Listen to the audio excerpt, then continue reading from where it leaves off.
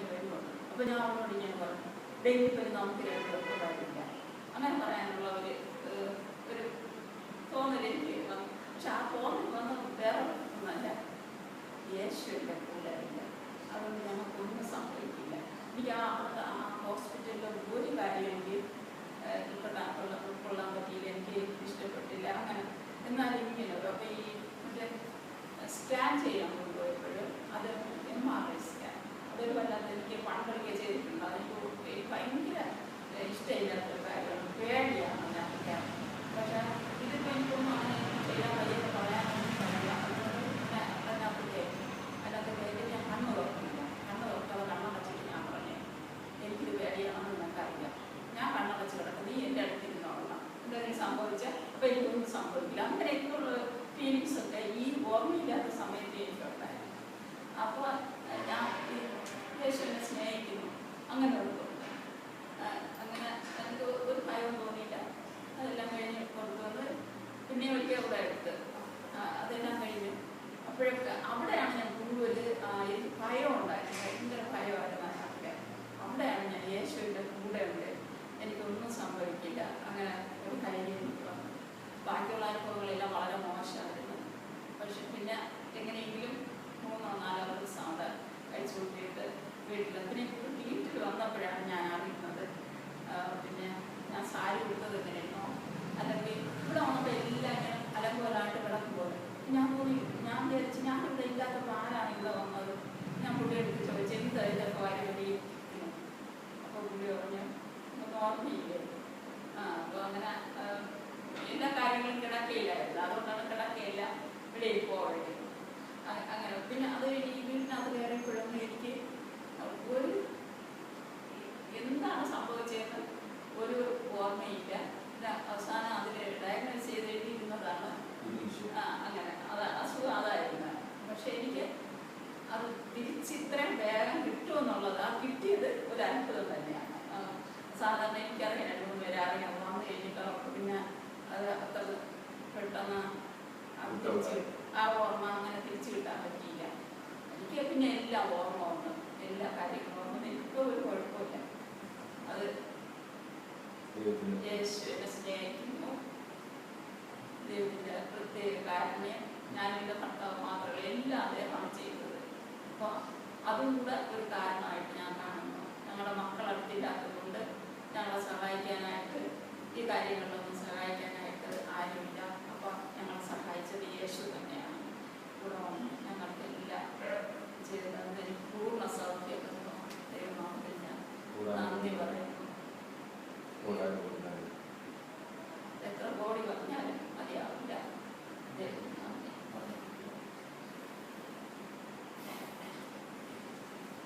കൂട്ടിച്ചേർക്കാനേ ഉള്ളൂ. സംഭവം ഞാൻ കേട്ടത് തന്നെയാണ്. ഇതുപോലെ പെട്ടെന്നായിരുന്നു ഇങ്ങനെ അത് എനിക്ക് മനസ്സിലാക്കി കൂടുതൽ അധ്വാനിച്ചു, ശരിക്കും അധ്വാനിച്ചു. അതിൻ്റെ കൂടെ ഒരു 3-4 ഇങ്ങനെയൊക്കെയുള്ള ഇങ്ങനെയുള്ള ദിവസങ്ങൾ കുറച്ചിട്ടേക്ക് കഴിഞ്ഞില്ല, അതുമൊക്കെ ഉണ്ടായിരുന്നു. പിന്നെ അത് കഴിഞ്ഞ് ആഹാരം കഴിക്കില്ലായിരുന്നു, ആഹാരം കഴിക്കില്ല, അതായിരുന്നു പ്രധാനം. അപ്പോൾ ആഹാരം കഴിക്കാതെ ഒരാൾ വെറുതെ വീട്ടിൽ കിടന്ന് ഇങ്ങനെ എനിക്ക് പിന്നെ പ്രയാസമായി. അപ്പോൾ ആഹാരം കഴിക്കാത്തത് കാരണം മെയിനായിട്ട് ഞാൻ ആശുപത്രിയിൽ കൊണ്ടുവരും. മറ്റത് പിന്നെ പനിയൊന്നുമില്ല, വേറെ പ്രശ്നമൊന്നുമില്ല, ക്ഷീണിച്ച് കിടക്കില്ല. അപ്പോൾ എന്താണെന്ന് കുറച്ച് റെസ്റ്റ് എടുത്തിട്ട് അധ്വാനിച്ചില്ല, റെസ്റ്റ് എടുത്തിട്ട് ക്ഷീണം ഉണ്ടായിരുന്നു, അല്ല ദേഹവേദന ഉണ്ടായത്. അപ്പം എനിക്കും അതുപോലെ ചെറുതൊരു അനുഭവം തുടങ്ങി. പക്ഷേ എനിക്കത് ചിന്തിക്കാൻ പറ്റില്ല, കാരണം ഒരാളെ നോക്കാനുള്ളതുണ്ട്. അങ്ങനെ പിന്നെ ക്ഷീണം കാരണം കിടപ്പായി ഒരു ദിവസം കഴിഞ്ഞ് എന്ത് കൊടുത്താലും കഴിക്കില്ല. പിന്നെ ഞാൻ എന്തിനാ ആശുപത്രി കൊണ്ടുപോകാൻ രക്ഷയില്ല, ട്രിപ്പ് കൊടുക്കണ്ടെന്ന് വിചാരിച്ചാൽ അവിടെ കൊണ്ടുപോകും. അവിടെ കൊണ്ടുവന്ന് പറഞ്ഞാൽ ഒരു ട്രിപ്പ് കൊടുത്തു, അതുകൂടെ ആൻറ്റിബയോട്ടിക് കൊടുത്തു. അപ്പോൾ എന്തെങ്കിലും ഇൻഫെക്ഷൻ ഉണ്ടായിരുന്നു ടെസ്റ്റ് ചെയ്തിട്ട്, ബ്ലഡ് ടെസ്റ്റ് ചെയ്തിട്ടൊക്കെ. കാരണം ഈ പറഞ്ഞത് ബസ് ചെയ്യാനൊക്കെ പോകുന്ന വഴിയിട്ട് അത് നേരത്തെ ഉള്ള ചെറിയ പാലനൊക്കെ ചെറിയ തയ്യാറുകളുണ്ട് ഉണ്ടായിരുന്നു. അപ്പം അത് പിന്നെ ഒട്ടും അറിയാത്ത പോലെ ഈ പറഞ്ഞ പോലെ ഞാൻ കിടന്ന് തുടങ്ങി കുറച്ച് കഴിഞ്ഞാൽ തലയൊക്കെ അവിടെ നിന്ന് അപ്പുറത്ത് വെച്ചിട്ട് കിടന്നു. അപ്പം ഞാൻ ആദ്യം കാര്യമാക്കില്ല എന്താണെന്നുള്ളത്. പക്ഷേ ഈ ഡിമെൻഷ്യ എന്ന് പറഞ്ഞ് ഡോക്ടർ ഡയഗ്നോസ് ചെയ്തപ്പോഴാണ് ഇത് കഴിയാനുള്ള അസുഖമായിരുന്നു എന്നുള്ളത് എനിക്ക് തന്നെ മനസ്സിലായത്. പോകുമ്പോഴത്തേക്ക് സാരി കൊടുക്കുക, അടുത്ത വീട്ടിൽ നിന്നാണ് അവർ വന്ന് സാരിയൊക്കെ കൊടുപ്പിച്ചിട്ടുള്ളത്. അപ്പം എനിക്ക് ക്ഷീണം കൊണ്ടാണെന്നാണ് ഞാൻ വിചാരിച്ചത്.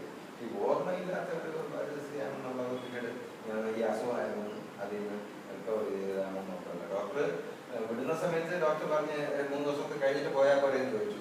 കാരണം ഫുള്ളി റിക്കവർ ആയിട്ടില്ല. ഞാൻ പറഞ്ഞു ഏതായാലും ഈ ചെറിയിൽ നിന്ന് വന്നു നടന്നു പോകത്തൊക്കെ കണ്ടീഷനായാലേ പോവാം. കാരണം ഇവിടെ ഈ പൊതു ചുറ്റുപാടുണ്ട്. അതുകൂടാതെ ഈ രോഗികളുണ്ട്. ഈ ഫീവറുള്ളവരൊക്കെ അടുത്ത് കിട്ടുന്നത്. ആദ്യം പോയ സ്ഥലത്തില്ലായിരുന്നു. പിന്നെ രണ്ടാമത് കൊണ്ടുവന്ന് വെച്ചാൽ സ്ഥലമൊന്നുമില്ല. സ്ഥലമില്ലാത്തത് ഷോർട്ട് സ്റ്റേ യൂണിറ്റ് എന്ന് പറഞ്ഞൊരു സ്ഥലത്താണ് ഇട്ടിരുന്നത്. അത് കഴിഞ്ഞാൽ അടുത്ത ദിവസം വേറൊരു സ്ഥലത്ത് അവിടെ ഈ രോഗികളൊക്കെ ഉണ്ടായിരുന്നു. അത് മാത്രമല്ല അത് കിടക്കുന്നവരൊക്കെ ഓരോന്നും ഇങ്ങനെ പോയിക്കൊണ്ടിരിക്കുന്നു. ഇതെല്ലാം ഇരിക്കും കൂടെ ഇരിക്കുന്ന ആൾക്ക് ഒരു സൗകര്യമില്ല. അപ്പോൾ എനിക്ക് ഇരിക്കാനായിട്ട് വലിയ ബുദ്ധിമുട്ട്. പിന്നെ അനിയത്തി കൂടെ ഉണ്ടായിരുന്നു 2 ദിവസം. പിന്നെ ഈ ഇപ്പം കൊടുത്തായിരുന്നു നല്ല റിക്കവർ ചെയ്ത് വന്ന് പിന്നെ പോകാമെന്നുള്ള നടപ്പ് വണ്ടിയിൽ കയറുന്നൊക്കെ ഉള്ളതായി. അതുകൊണ്ട് ഡോക്ടർ ഞാൻ പറഞ്ഞ സാരമില്ല, ഞാൻ വീട്ടിൽ കൊണ്ടുവന്ന് വീട്ടിലേക്ക് മരുന്ന് എഴുതുന്നു. മരുന്ന് കഴിച്ചു ഇതുപോലെ. പക്ഷേ ഈ കൂടുതൽ സ്ട്രെയിൻ ഒക്കെ കൂടെ മെന്റൽ സ്ട്രെയിനൊക്കെ ഉണ്ടായിരുന്നു.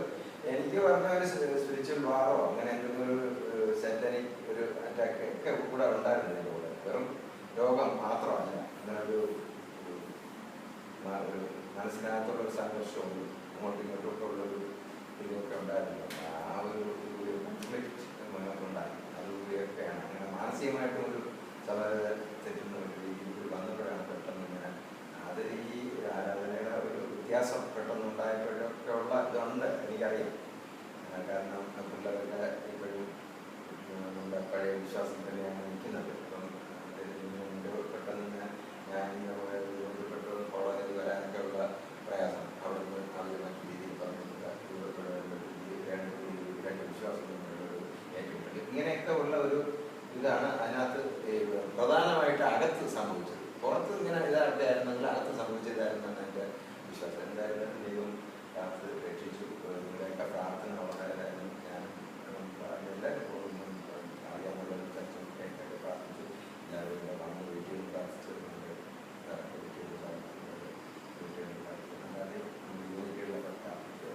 ദൈവത്തിൻ്റെ അനുഗ്രഹവും എല്ലാം വലിയ കോംപ്ലിക്കേഷൻ ഇല്ല. ദൈവങ്ങളുടെ ഡിമെൻഷ്യ വന്നിട്ട് റിക്കവർ ചെയ്യാൻ കുറച്ച് ബുദ്ധിമുട്ടാണ്. പിന്നീട് ഡോക്ടറെ 7 ദിവസം കഴിഞ്ഞ് കാണാൻ പറഞ്ഞിട്ട് പോലും പിന്നെ പോകാതെ. കാരണം ഞങ്ങൾക്ക് 7 ദിവസം കഴിഞ്ഞാൽ PRS-ലായിരുന്നു. അവിടെ ചെന്നപ്പോഴേക്ക് ഡോക്ടറിൻ്റെ റെഫറൻസ് ഇല്ല കാണാൻ പറഞ്ഞു. പിന്നെ ആ ഡോക്ടറെ കാണാൻ കഴിഞ്ഞായിരുന്നു. പിന്നെ ഞാൻ തിരിച്ചു വന്നു. ആ കാര്യം കഴിഞ്ഞ് കഴിച്ചു കഴിഞ്ഞിരിക്കുന്നു. അങ്ങനെ എല്ലാം കൊണ്ട് അനുഗ്രഹിച്ചു. ഇതുവരെ ഉണ്ടായിട്ടുള്ള ഒരു സൂക്കേടല്ല. സൂക്കേടെന്ന് പറയാനില്ല. അതാണ് ഇത് ആദ്യമായിട്ടാണ് ഇങ്ങനെ ഒരു അസുഖം ഞാൻ ഉണ്ടാകുന്നത്. എല്ലാം ഇതെല്ലാം യോജിച്ചു. ഇതിന് എത്രയാണെന്ന് പറയാൻ കഴിയില്ല.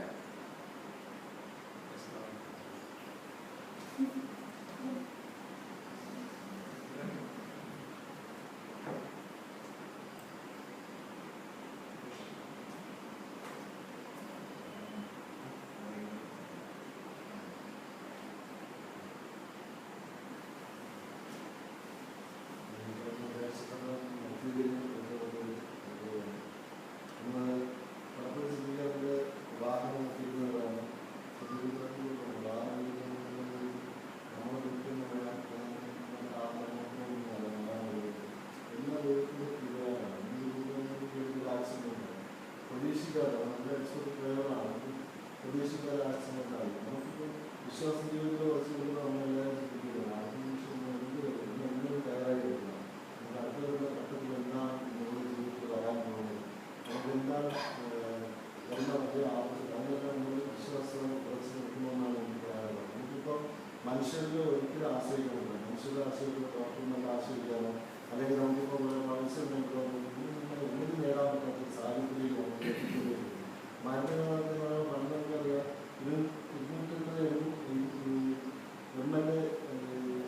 ഉള്ള അതിൽ മാറ്റുന്നത് നമുക്ക് പെട്ടെന്ന് പണികളൊക്കെ കൊടുക്കാം. ഇപ്പം 650 പോലെ നമുക്കിപ്പം പിടിക്കുന്നത്. അപ്പോൾ നമ്മുടെ റെസ്ക്യൂ പവറിന് വ്യത്യാസമായിക്കൊണ്ടിരിക്കും. ഓരോ ഘട്ടം കഴിയുമ്പോഴും നമ്മുടെ ശരീരത്തിലെ സെല്ലുകളുടെ പ്രവർത്തനങ്ങൾ അതുകൊണ്ട് തന്നെ ഓരോ വ്യതിയാനം വന്നിട്ടുണ്ട്. ഇതിൻ്റെയും 5 കൊല്ലം പറഞ്ഞാൽ ബൈബിളിൽ പറഞ്ഞിട്ടുണ്ട് അവസാന ഘട്ടത്തിലേക്ക് ഏകദേശം പൂർത്തിൻ്റെ അവസ്ഥയിൽ എത്തിക്കൊണ്ടിരിക്കുന്നു എന്നാണ് എനിക്ക് പറയാനുള്ളത്. അതുകൊണ്ട് നമ്മൾ യാത്ര ചെയ്യുന്നതിന് പലപ്പോഴും നമ്മൾ നിൽക്കൊണ്ടാണെന്ന് പറയുന്നത് ഒത്തിരില്ല. ഇതിൻ്റെ ഹൃദയം ബൈബിൾ നോക്കുമ്പോൾ അതുപോലെ ഓരോ രോഗങ്ങളിൽ മുക്തി തുടങ്ങുന്ന നിമിഷവും കൂട്ടുകാരാണെന്ന് പറയാമോ. നിമിഷത്തിൽ വ്യത്യാസം വ്യത്യാസം ഉണ്ടായിരുന്നു. എല്ലാവരും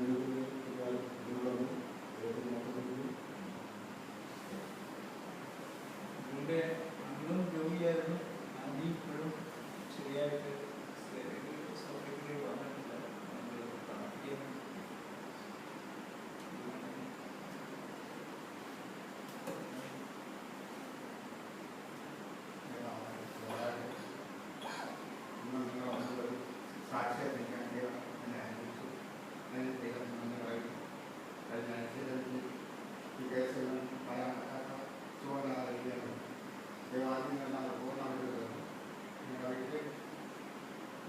മൂന്ന് പേര് ഒരുമിച്ച് തന്നെയായിരുന്നു. അപ്പോൾ കൊച്ചുമണി അതിനോട് സുഖമായിരിക്കാൻ തിരിച്ചു വന്നത്. പക്ഷേ എനിക്ക് പണ്ടൊക്കെ ആണെങ്കിൽ ഞാൻ ഒന്നും നൽകിയില്ല, എന്ത് വന്നാൽ നൽകി. പക്ഷെ ഇപ്പോഴത്തെ വന്ന കഴിഞ്ഞ ഡയബറ്റീസിനെ കൂടി എല്ലാം കൂടിയപ്പോൾ വളരെ ദൈവം നഷ്ടപ്പെട്ടു. എന്നാൽ ദൈവകൃപയെ ആശ്രയിക്കുന്നത് ഒന്നും ഭയപ്പെടാനില്ല. ഞാൻ രാവിലെ വൈകുന്നേരം എപ്പോഴും ഈ സമയമൊന്നുമില്ല, ദൈവകൃപയെ ആശ്രയിച്ച് തന്നെ വേണം. കാരണം എനിക്ക് വന്ന് നേരിട്ട ആപത്തുകൾ, എൻ്റെ കുടുംബത്തിൽ നേരിട്ട ആപത്തുകൾ, ഇതെല്ലാത്തിലും ഞാൻ അതിൽ ദൈവകൃപയിൽ ഞാൻ നിലനിന്നു. ഇനി ഒന്നും വരാനില്ല, അത്രത്തോളം അനുഭവിച്ച കൂട്ടത്തിലാണ്. അതുകൊണ്ട് ദൈവത്തിന് വിടുതൽ ഞങ്ങളുടെ കുടുംബത്തിൽ തന്ന വിടുതൽ എനിക്കെന്ന വിടുതലെങ്കിൽ ഞങ്ങൾ ഇത്രയൊക്കെ ആരും ആശുപത്രി അഡ്മിറ്റ് ആയിട്ടില്ല. എത്ര ജനങ്ങൾ ആശുപത്രി അഡ്മിറ്റ് ആണ്. ഞങ്ങൾ അടുത്ത വീട്ടിൽ ഒരാൾ തന്നെയായിട്ട് മരിച്ചു, അടുത്ത ഒരാൾ മരിച്ചു. ഞാൻ 2-3 മനുഷ്യ ചെയ്യുന്നത് എന്നിട്ട് ദൈവം ഞങ്ങളെ നിലനിർത്തി നിന്നു. ദൈവ കൃപയാണ്. ദൈവത്തോട് വിളിക്കുന്നു. ദൈവം അതിന് തക്ക വിടുതൽ ദൈവം എല്ലാ ദിവസവും തന്നുകൊണ്ടിരിക്കുന്നു.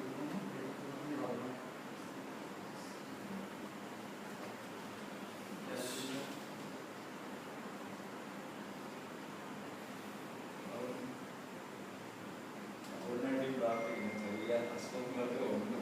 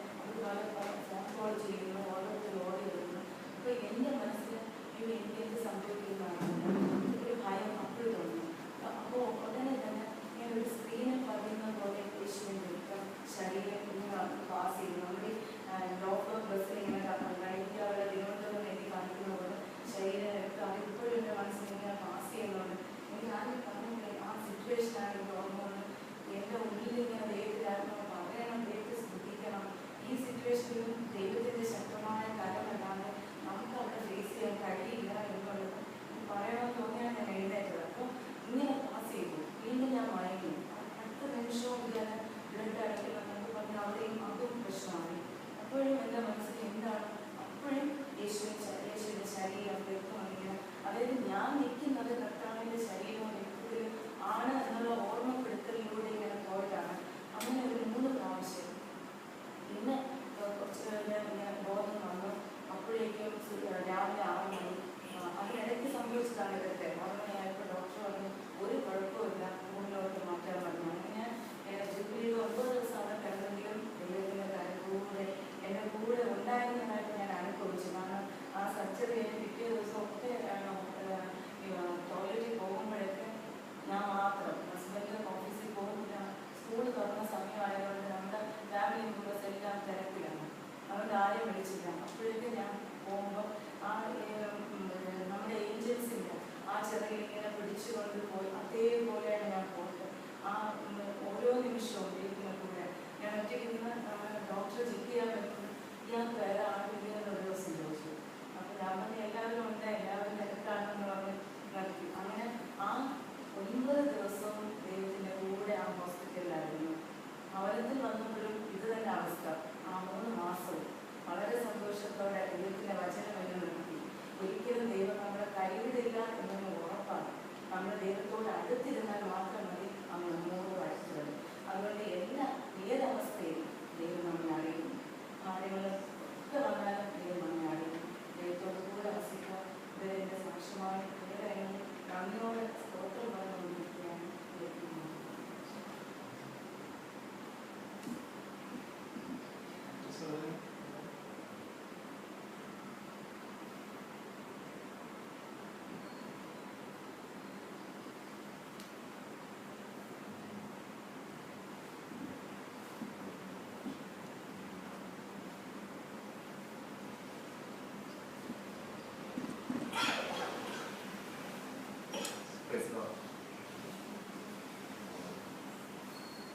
വളരെ യാഥാർത്ഥ്യങ്ങളിൽ കാണുന്നുണ്ട്. സ്വന്തം എങ്ങനെ ഓരോ ജീവിതത്തിൻ്റെ യാഥാർത്ഥ്യങ്ങളാണ് നമ്മൾ സംസാരിച്ചുകൊണ്ടിരിക്കുന്നത്. അപ്പോൾ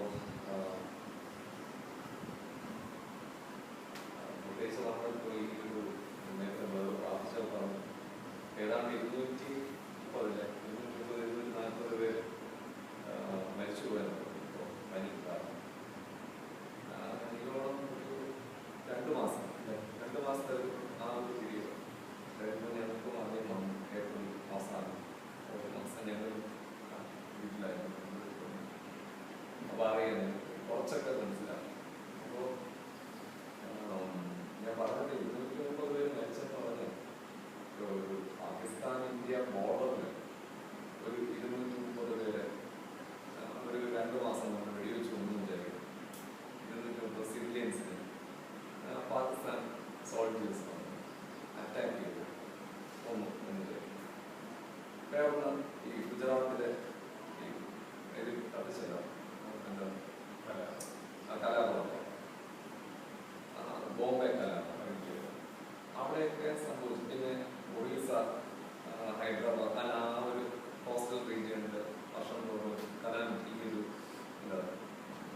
ഇതുണ്ടാവില്ല, കൊടുങ്കാറ്റ് വന്നിട്ട് ഉള്ള പ്രശ്നം. ചില സ്ഥലങ്ങളിൽ സുനാമി അടിച്ചിട്ട് കുറേ 100 പേര്, 20 പേര്, 50 പേര്. ഇതെല്ലാം നമ്മൾ കാണുന്നു. അതെല്ലാം കാണുമ്പോൾ നമ്മളെല്ലാം ഭയങ്കര ദൈവത്തെ സ്തുതിക്കും. എന്താണെന്ന് വെച്ചാൽ കേരളം ഭയങ്കര പ്രൊട്ടക്റ്റഡാണ്. ഭൂകമ്പമില്ല, ഭാഗ്യയിലൊക്കെ ഇല്ല, യുദ്ധമില്ല, ഇങ്ങനത്തെ ഒരു പ്രശ്നങ്ങളും ഇല്ലാത്തൊരു സ്ഥലമാണ് കേരളം. നമ്മൾ ഭയങ്കരമായിട്ട് അങ്ങനെ പ്രൊട്ടക്റ്റഡ് ആണെന്ന് പറയുന്ന ഒരു സ്ഥലത്താണ്. അതിനേക്കാട്ടും മാരകമാണ് മനുഷ്യർ മരണപ്പെട്ടു. ഏറ്റവും പ്രധാനപ്പെട്ടത് തിരുവനന്തപുരം എന്ന് പറയുന്നത് തിരുവനന്തപുരം സിറ്റി.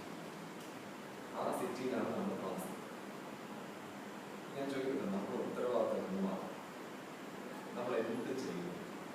നമ്മളെല്ലാം കേട്ടത് തെറ്റൊന്നുമല്ല. നമ്മൾ ഏറ്റവും വേണ്ട ദിനവും യേശുവിൻ്റെ കൂടെ. ഞാൻ ആ പാട്ടാണ് നിങ്ങളെല്ലാം പറഞ്ഞപ്പോഴത്തേക്ക് ഓരോ ദിവസം നമ്മൾ യേശുവിൻ്റെ കൂടെ നടക്കുന്നു. അതുകൊണ്ട് തീർച്ചയായിട്ടും ദൈവം നമ്മളെ പ്രൊട്ടക്ട് ചെയ്യുന്നു.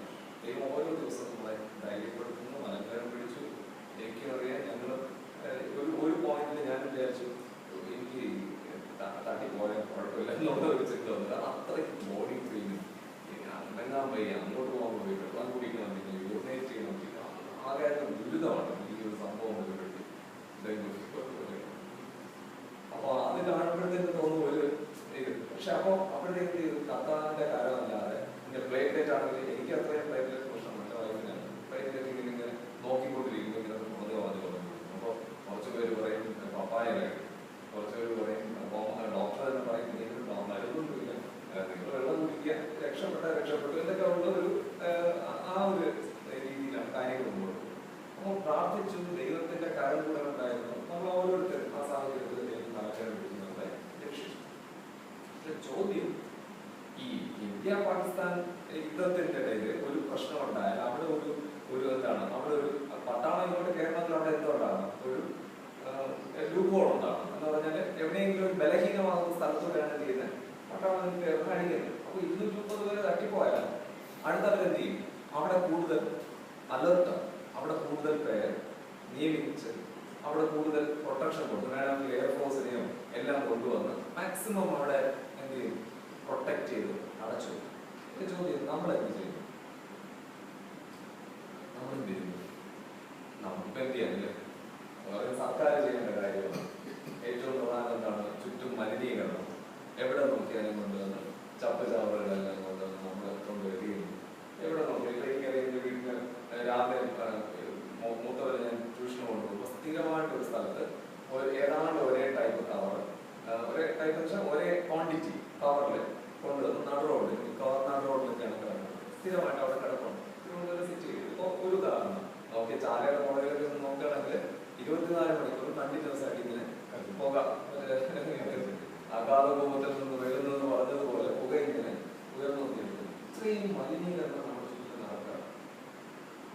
നമ്മളിതിനെ ഒന്നും കണ്ടിട്ട് നമ്മളും കൂടെ വേണമെങ്കിൽ എന്താണ് സ്തോത്രം പറഞ്ഞ് പ്രാർത്ഥിച്ചിരുന്നിട്ട് നമ്മളും വേണമെങ്കിൽ അത്യാവശ്യം പറഞ്ഞു വരുമ്പോൾ ഈ ചപ്പച്ചാവ് കത്തിക്കുന്നത് നമ്മൾ കത്തിക്കും, വേസ്റ്റ് കൊണ്ടുവന്ന് വേണമെങ്കിൽ ഇടുകയും ചെയ്യും. ഇപ്പൊ നമ്മൾ ഇവിടെ ഈ തിരുമല ഭാഗത്തുനിന്ന് കാരണം കുറച്ചും കൂടെ നമുക്ക് അതിനെ ചെയ്യാനുള്ള ഒരു സംവിധാനം ഉണ്ടായിരുന്നു. പക്ഷെ സിറ്റിയിൽ 3 സെന്റിൽ താമസിക്കുന്ന ഒരു വിശ്വാസിയാണെങ്കിൽ കർത്താവേ സ്തോത്രം എന്ന് പറഞ്ഞിട്ട്